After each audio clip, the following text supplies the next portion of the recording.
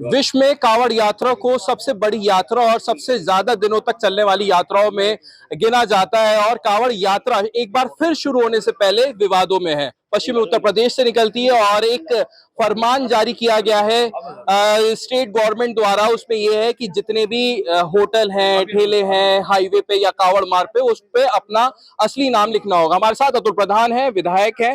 विधायक जी, किस तरीके से देख रहे हैं इस पूरे फरमान को? आपका नाम है अनमोल और आपकी बातें भी हैं अनमोल। तो ये आप सोच के देखिए कि इस भारतीय जनता पार्टी की सियासत कैसी है। इसकी भारतीय जनता पार्टी की सियासत अनमोल नहीं है, ये सांप्रदायिक भाषाएं हैं। सांप्रदायिक भाषा का इस्तेमाल हर दिन ये भारतीय जनता पार्टी के छोटे से बड़े नेता तक सब करते हैं। जब देश के प्रधानमंत्री चुनाव के समय में कैसी भाषा बोल रहे थे, वो बोलने में भी शर्म आती है। तो इनके जो छोटे कार्यकर्ता वो तो इसी चीज के बने, लेकिन जनता ने इस बात को नकार दिया। जनता ने पूरी तरीके से कंडम कर दिया और उत्तर प्रदेश के लोगों के सामने इनको मुंह की खानी पड़ी। जनता सबसे बड़ी है। माननीय राष्ट्रीय अध्यक्ष जी ने कहा, ना सरकार बड़ी है और ना कोई संगठन बड़ा है। बड़ा अगर कोई है तो जनता का कल्याण बड़ा है। तो जनता का कल्याण आप करोगे नहीं, जनता को किसी तरह की चीजें मुहैया नहीं कराओगे, नौकरी दोगे नहीं, बेरोजगार उन्हें रखोगे, किसानों को उनकी फसल का वाजिब दाम नहीं दोगे, पर व्यापारी परेशान घूमता रहेगा और कर्मचारी लोग धरना देंगे, उनकी मदद करोगे नहीं, फिर यही सियासत बची है हिंदू मुसलमान। इसको भी जनता ने नकार दिया। ऐसा क्यों करते हैं ये इसलिए करते हैं कि इनको इसके माध्यम से कई बार सरकार मिली है, सरकार बनने का मौका मिला है, इसलिए ये चीज कर रहे हैं। वाली आने वाले समय पर फिर इनको लग रहा है कि इसके नाम पर लोग इनकी सरकार बना देंगे।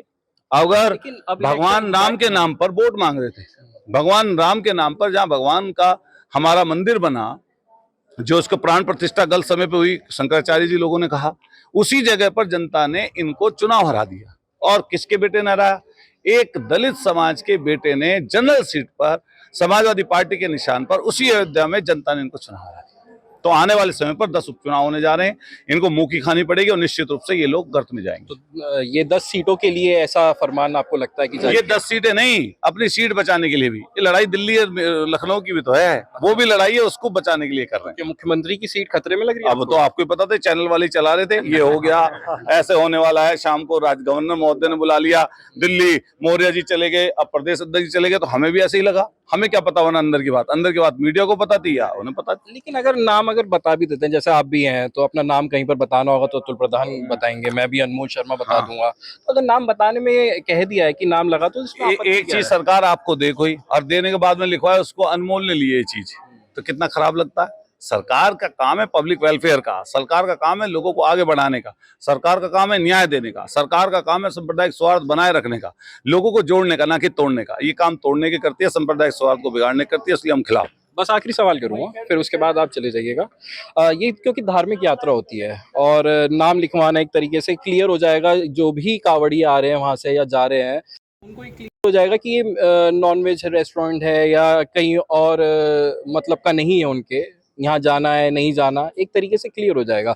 तो वो एक विवाद होता है हर बार कांवड़ यात्रा में, कभी कुछ नहीं, कोई विवाद नहीं, कभी कहीं झगड़ा हो जाता है। तो आपको लगता है कि ये झगड़ा रोकने के लिए? हमारा फौजी साथी कांवड़ लेके आ रहा था, रास्ते में झगड़ा हो गया, तो कांवड़ लेके आ रहा था, उसका झगड़ा हो गया, कांवड़ी से झगड़ा हो गया, ये कोई बात थोड़ी ना होती है। अलग अलग जगह अलग तरीके के इंसिडेंट होते हैं।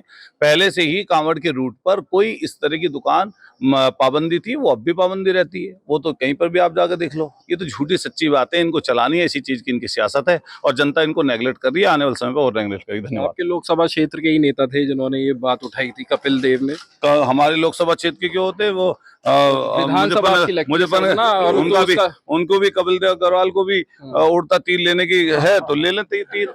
उड़ता तीर का मतलब? उड़ता तीर का मतलब 2027 में जनता बताएगी।